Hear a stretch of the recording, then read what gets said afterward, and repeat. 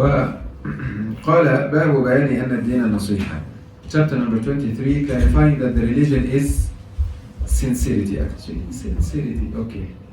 Somehow in Arabic has a lot of meanings, cannot be translated, but anyhow.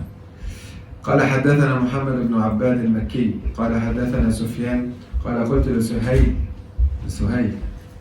إن عمرا حدثنا عن القعقاع عن أبيك أنه قال ورجوت أن يسقط عني رجلا قال فقال سمعته الذي سمعه منه أبي كان صديقا له بالشام. ثم حدثنا سفيان عن سهيل عن عطاء بن يزيد عن تميم الداري أن النبي صلى الله عليه وسلم قال الدين النصيحة. قلنا لمن؟ قال لله ولكتابه ولرسوله ولأئمة المسلمين وعامتهم. 5 things. So this hadith al-Arba'in Nawawiyya takes time to explain, but we'll just pass quickly. It was narrated from Tamim ad-Dari.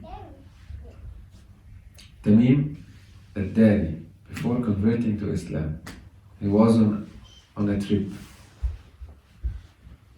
on the board of a ship in the middle of the ocean. They were lost. They came to an island. Who did he see? Masih ad-Dajjal. Tamim ad-Dari was Sahabi and he saw Masih ad-Dajjal. Masih, not Masih. He saw Masih ad-Dajjal. And after converting to Islam, when he heard Rasulullah speak about Masih ad-Dajjal, I saw the same description when we were lost in the ocean. He said exactly as the Prophet ﷺ was explaining to the Sahaba, so the Prophet was happy. That is affirming his prophethood. That what he's saying exactly already happened. They saw that man and he was asking the same questions. The Prophet ﷺ was informing about how to know that the coming out of the Masih Dajjal is very soon. So it was said.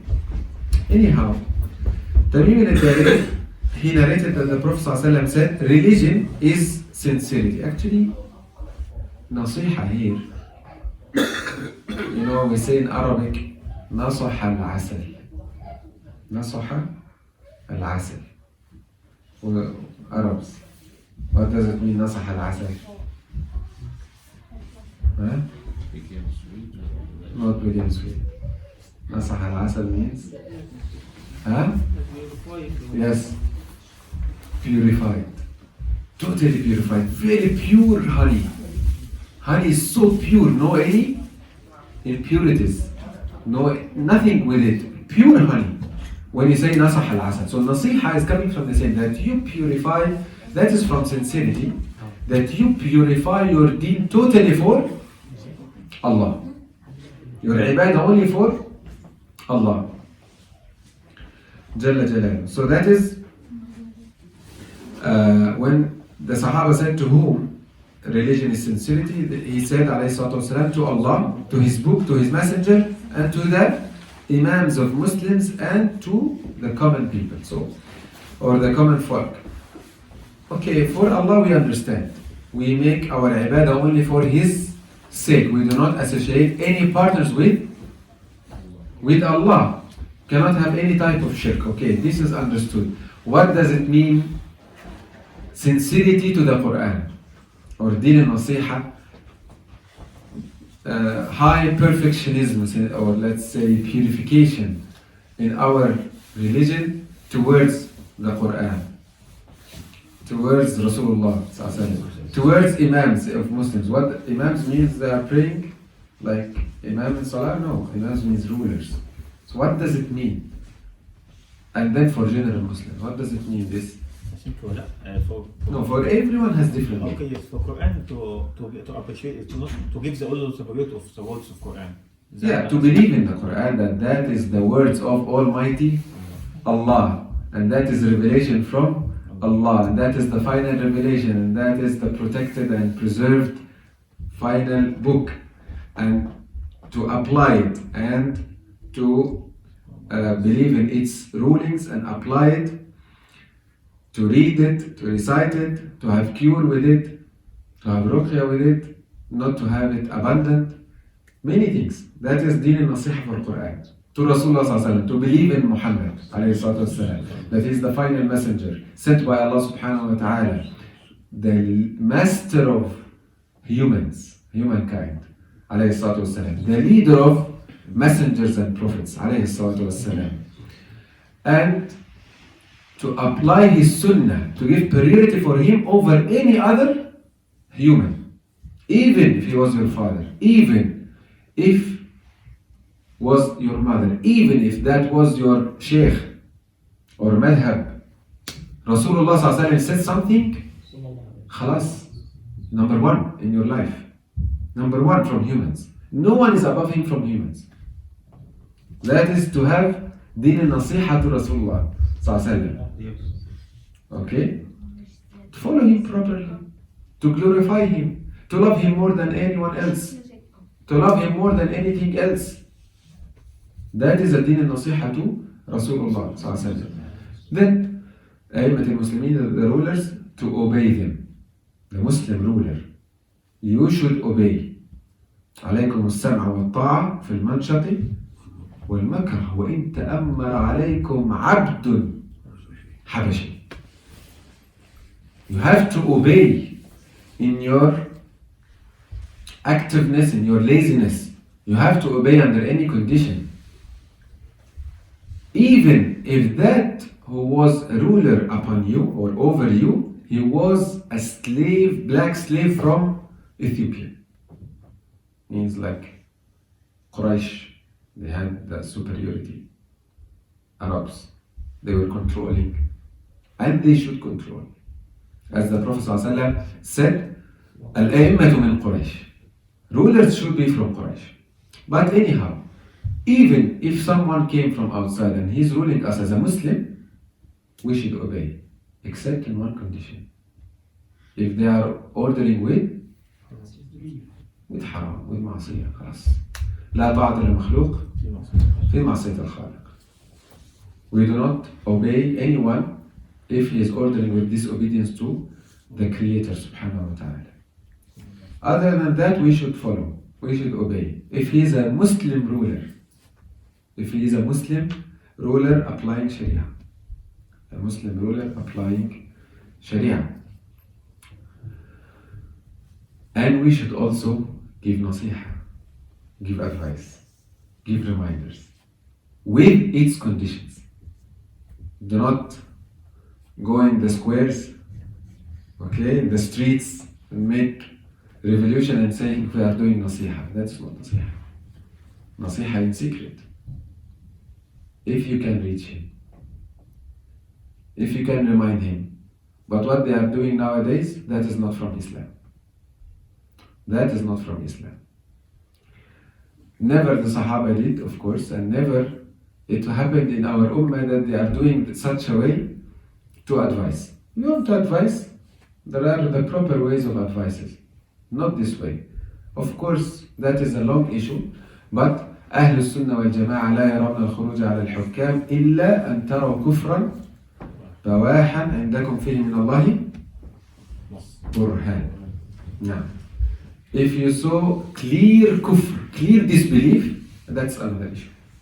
And of course, in some Islamic countries it happened, but anyway, it's not our discussion now. And also that has conditions, that we need power and we should avoid the bloodshed of Muslims. Otherwise, just shedding the blood of Muslims and having rivers of blood. You know, as it happened before with Al-Hajjaj. Who knows Al-Hajjaj? Hajjaj ibn Yusuf, Thaqafi. Hajjaj, you know, he was very big transgressor. Okay? Killing a lot of people, killing Sahaba. He killed Abdullah ibn Zubayr, ibn al-Awam, right? Abdullah ibn Zubayr, a great Sahabi. And he was hiding in the Kaaba. He was hiding in front of the Kaaba. No problem. He was throwing this catapult and destroyed part of the Kaaba. He didn't fear anything. I will kill Abdullah ibn Zubayr. And he killed him. And he killed Sayyid ibn Musayyib. He He killed a lot. He killed many hafiz. Criminal, okay? Some of the scholars at that time, they said he is kafir. And they had different opinions. That person is kafir, and some said no, still Muslim but transgressor, okay? One scholar called Ibn al-Ash'ath. That's a great scholar. He said we will have what they cope. Yes. Okay? He collected 300,000 Muslim from the righteous ones and scholars and huffaz. And they decided to have cope against al-Hajjaj. And at that time, you know, power is not so different. They had just swords and some shields and not a big issue. There is no, as we have nowadays, Right. F-16 and no, they just, the army of the ruler is not so big difference, right? 300,000, but of course Al-Hasan al-Basri and others from the rest of Sahaba and others, they said, don't do, you will shed the blood of Muslims. But he insisted, and many scholars went with him out. What was the conclusion? Who knows? 300,000 went against Al-Hajjaj by power to take him away from ruling. What happened? Huh? 150,000 were killed. Again, how much? How many? 150,000. At that time, maybe it's equivalent now to 1.5 million person. 150,000 killed. And the rest escaped or in jail. And he kept on his chair, the Hajjaj. That is the history, but we do not read history. Anyhow, it's not our issue now.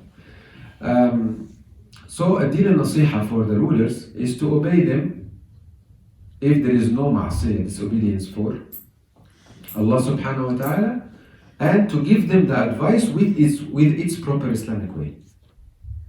To remind them, and not to, we say in Arabic, you know, we say in Arabic to tabbel, you know, like you know the drum, you do it for someone who you are so happy with or pleased with him. We do not do like this. Muslims never do like this. Never compliment oppressor. Never support transgressor. But this doesn't mean that you make something also not from the deen. We should have hikmah. Anyhow. And the last one for all Muslims, for general fellows. How to have nasiha for them. When you find someone make Advising each other. sin, you advise him and Yeah, you remind your brother with the proper deen. Remind them how to follow Islam, how to follow the Sharia, how to apply the Sunnah of the Prophet Muhammad sallallahu alaihi wasallam, how to repent to Allah from ma'asiyah, how to keep on the straight way, how to avoid deviations and being misguided with the misguided sects and so on. So that is for general Muslims. He has a right, your Muslim brother, to take advice from you. So that is ad-Din al-Nasiha, sincerity, purification of it. Purify your deen for Allah, for His book, for His messenger, for the rulers, and for general Muslims. Alhamdulillah.